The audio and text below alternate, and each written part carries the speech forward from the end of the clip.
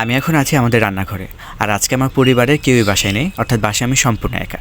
তো আমার মা চলে যাওয়ার সময় আমাকে বলে গেছিলো হয়তো যেন রান্না করে খাই, আর নয়তো যেন প্রতিবেশী কারো বাসা থেকে ভিক্ষা করে খাই। তো সেকেন্ড কথাটা খুবই অপমানজনক, ওটা তো করাই যাবে না। তো চলো রান্না করি।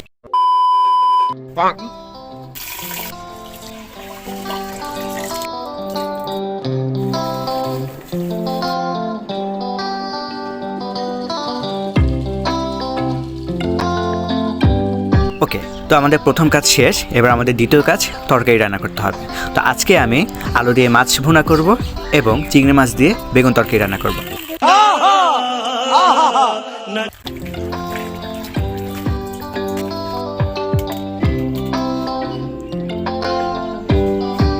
ভাত রান্না শেষ। এবার আমি মাছ রান্না করার জন্য প্রথমে মাছটা ভেজে নেব।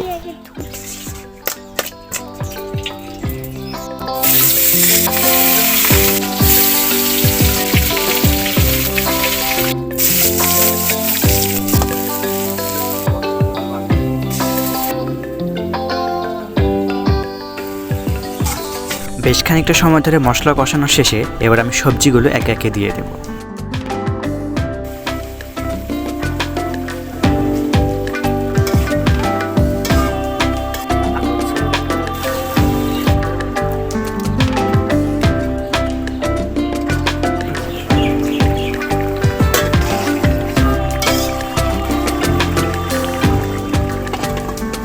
One hour later.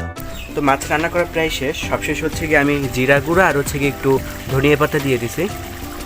এখন মনে হয় যে ঝোলা টানানো উচিত হবে, এতটুকুই থাক। रुको जरा सबर करो।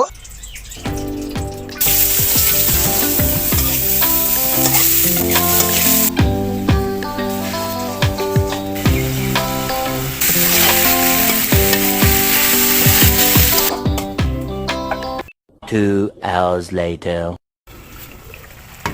হয়ে গেছে ভাই। এখন এটা নিয়ে বাসায় যাই, ওখানে গিয়ে তোমাদের দেখাচ্ছি। এই হচ্ছে মাছ দিয়ে হচ্ছে গিয়ে টমেটো রান্না করা। টমেটো দেখাই যাইতেছে না, মানে টমেটো গলে গেছে। বেগুন দিয়ে চিংড়ি মাছ রান্না করা। ইফতারির পর এখানে ভাত তরকারি নিয়ে নিছি।